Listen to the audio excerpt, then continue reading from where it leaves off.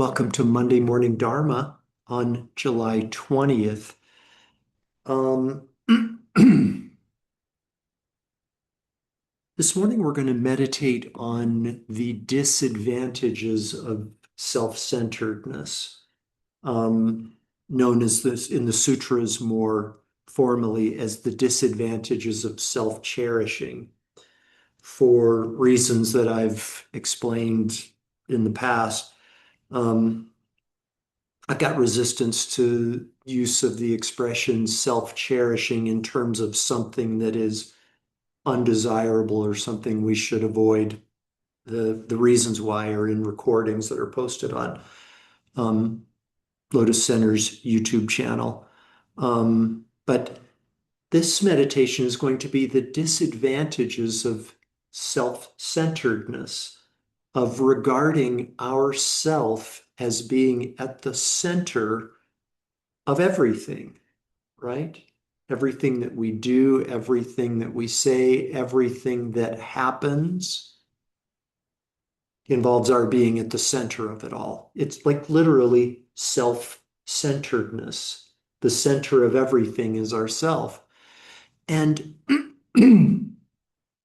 before we do this meditation, and no need to take notes here, I will send out an email because it's really important with this practice for us to buy in to the, the prospect of this being a worthwhile meditation to practice. I mean, as with all of the teachings of Buddha Dharma, we shouldn't follow it just because we were told to, or it's in the sutras, or Buddha said it, or anybody said it. We should really examine, especially with this meditation, which involves abandoning a self-centered view of the world and our lives. We need to really have buy-in from our thinking mind, from ourself. So I've got some steps that like I say, I'll email for you to consider on your own. Maybe consider it a homework assignment of sorts. Question number one is it true? Is it true that I live my life as though I am at the center of everything? No need to answer that now. In fact, don't answer that now, but just examine, is it true? Question number two, to the extent that I do regard myself as being at the center of everything, is it valid? Is that a valid view for me to have? I did a little bit of internet research before this morning's class, and I entered into DuckDuckGo, which is like an old school search engine that doesn't involve AI. If we have resistance to AI, or I'm not going to go down that path, but my question to DuckDuckGo was, how many sentient beings are there on planet Earth? And um, let me see if I can pull up. I committed it to memory, but I want to sort of see if I can get it exactly right here. It's estimated that the current number of species on planet Earth are between 2 million and 1 trillion. And I know that's different. That's different from the question I asked, how many sentient beings are there? There are between 2 million and 1 trillion species. And guess what? There are like a lot of members within one species. So the answer to my question is lots, lots, trillions. Is it valid for me to think that I am at the center of everything? The self-centered view? I'll leave that for you to decide. Question number three, is it beneficial? Is it beneficial for me to have this view? Yeah, that I'm at the center of everything. And I'm going to save question number 4 for when I send it out in the email. Question number 4. So, is it true? Is it valid? Is it beneficial? And question number 4, to be determined, will be revealed in the future. So for now, let's go ahead and settle in for some meditation. Please take care to ensure that your spine is straight and relaxed.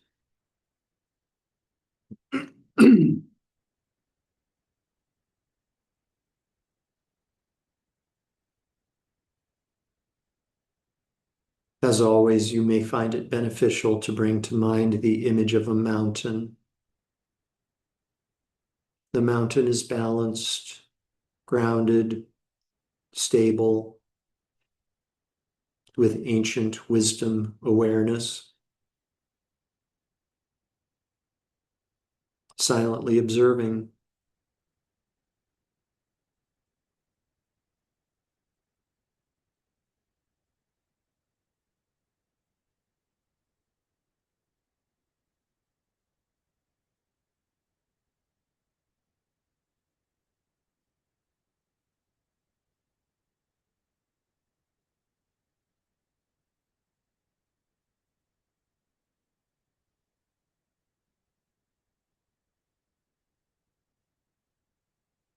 And we can now engage in the meditation on the inner body.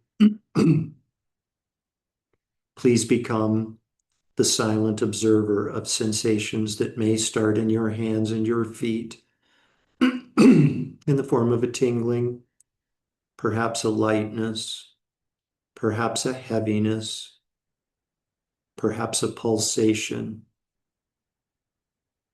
No analysis is necessary. There's nothing to figure out. Just be the silent observer of these sensations and allow a more tranquil, awakened state of awareness to emerge.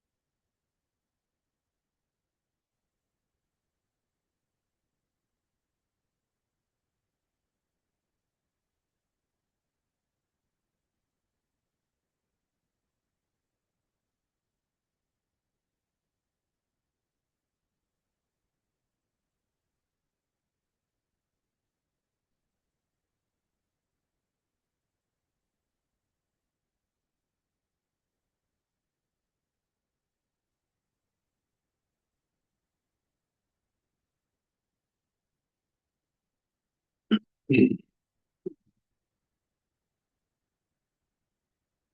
we can now gently transition into this morning's meditation on the stages of the path, which is on the disadvantages of self-centeredness. And as a means of practicing this meditation, we can contemplate that I am only one.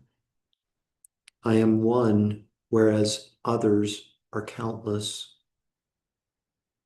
My happiness and suffering is only one, whereas the happiness and suffering of others is countless. As such, it is not valid and it is not beneficial for me to concern myself only, exclusively with my own happiness and suffering. I must abandon this confused, self-centered mode of living. This decision, this determination to abandon self-centeredness is that which I'd like you to please rest with. Just rest with this decision while continuing to meditate on sensations within the inner body.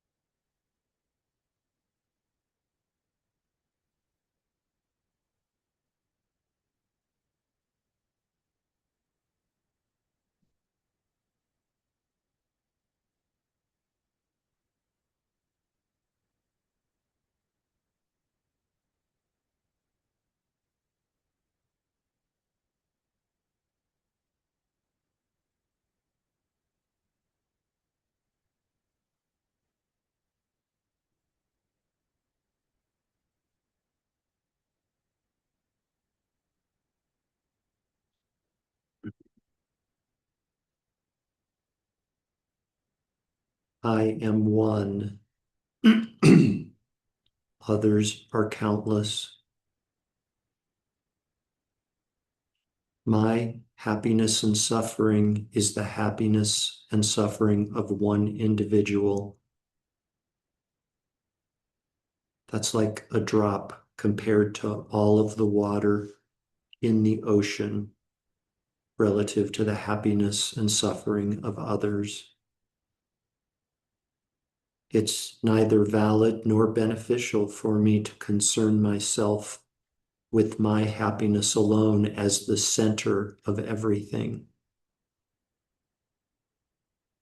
I'm going to change this confused notion.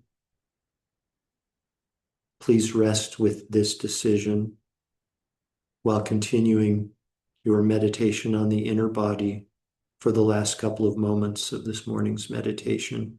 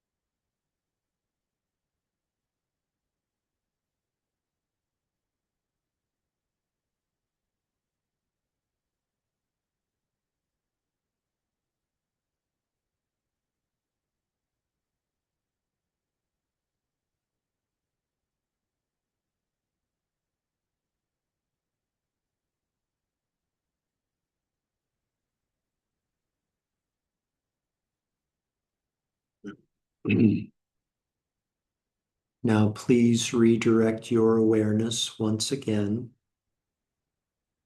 Become aware again of your physical body and allow your breathing to become less shallow.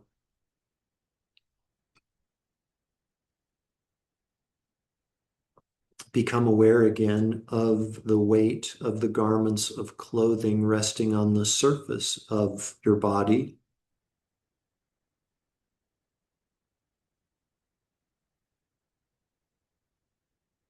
Become aware again of your surroundings inside the room that you're occupying.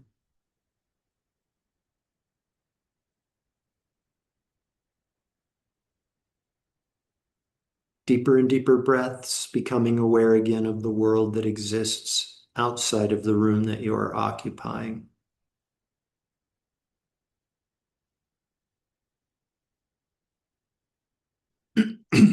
And we dedicate all of the merit, all of the positive energy from this morning's meditation to world peace. May all beings, without exception, be completely free from all forms of emotional and physical suffering. May all beings, without exception, soon come to enjoy a state of complete, perfect fearlessness. May all beings, without exception, enjoy inner and outer peace. May we enjoy inner and outer freedom.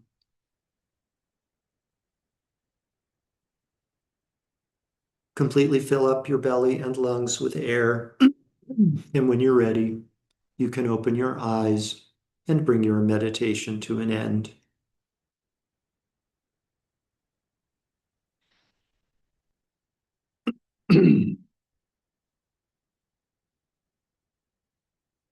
Thank you very much. So, I'm making a pledge. I'm making a pledge that I will order a new camera after class today. I'm making that pledge.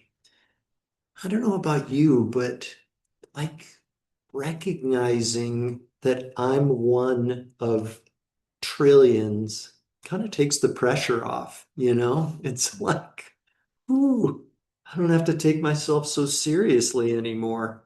This is a relief, you know? It's not to say that we're off the hook, right? Because there are others who are experiencing difficulties, problems, emotional pain.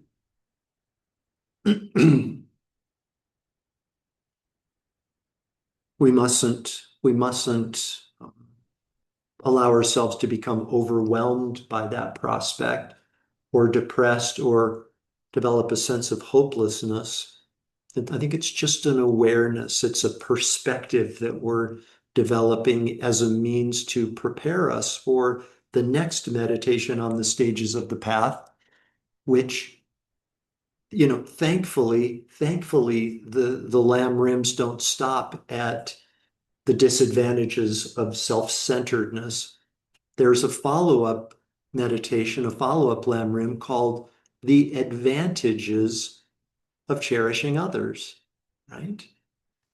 Or to use our vernacular, or the vernacular that I've landed on, the advantages of regarding others as being the center of importance. Yeah.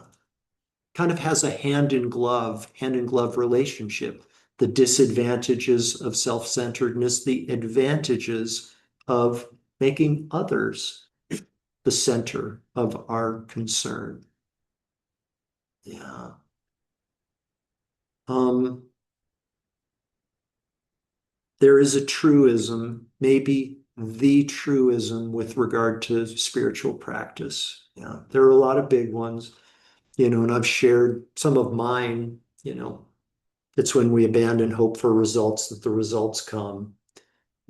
Rejoice in your trials. They're kind of counterintuitive a little bit, but this one might be at the top of the list. That's for you to decide for you in your own practice. It's the way to be happy is to concern ourselves less with our own happiness and more with the happiness of others. Try that out. That's Yeah, I think intuitively a lot of us know that. If you have doubts about this, ask a parent. Yeah, preferably a parent who doesn't have teenage children. Okay, but I think any parent, Ann Nace, Martha Schumann on this call, others perhaps, like they all say the same thing. The most wonderful thing I've ever done, that which has resulted in the greatest amount of growth is being a parent. Yeah. I talked to my dad once. My dad's deceased. He passed in 2020. And I think I've shared this perspective with some of you before, but my dad was a medical doctor and a really accomplished doctor. And he became an ear surgeon and like fellowships and residencies and just all of this training to be a medical doctor until he was in his 30s before he went into private practice, right? I mean, he embodied physician. He embodied the term medical doctor. He had just turned himself over to it completely. It was, or it appeared to be, who he was and what he was. And one time when I was older and an adult myself, and I asked him, I said, what is the thing that you have done that has most influenced like who you are, your sense of self, your identity? Kind of expecting him to say medicine instantaneously. He said being a parent, you know, and he loved it. He loved because being a parent involves this selfless act of concerning yourself with the happiness of others or another. I don't have human children of my own, but I have a couple of pets, a cat and a dog. And, those are sort of like my children. And by the way, I have a friend who has human children, and she was inquiring about my dog, and she said, "I'm so happy you have your dog." And I can't remember. I'm going to present what she said less skillfully than she said to me. But in so many words, she said, "Take the joy and love that you feel being Ozzy's doggy daddy and multiply that times 1,000. And you'll start to get close to what it's like to have children and love and care for children." And this isn't necessarily a teaching on the benefits of parenthood. It's just a message about the goodness that comes about, the love in our heart that is unleashed when we concern ourselves with the welfare of others. Kind of move it from ourselves to the welfare of others, whether it's dogs, cats, critters. I know Linda and Frank have a lot of critters at home, beyond the scope of cats and dogs. The sutras go on and on about this, about the advantages of loving others, making the happiness and suffering of others our primary concern. Yeah.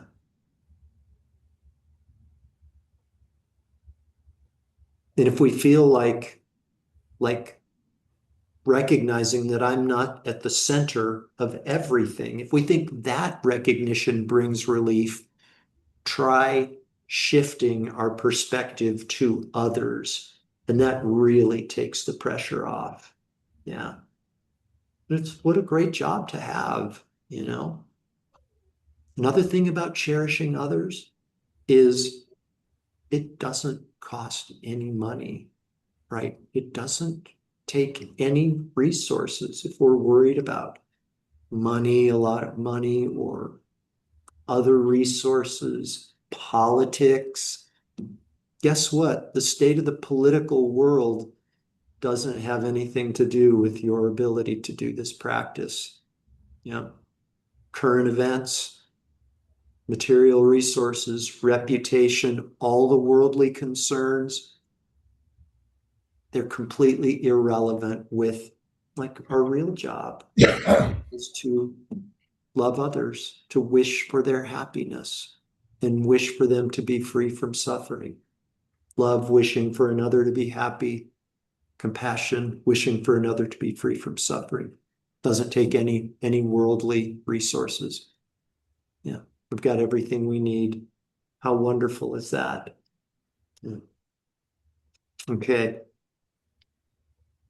Questions, answers, and comments for Friday's class. So please come equipped with, and objections, of course. Objections are allowed, as you know.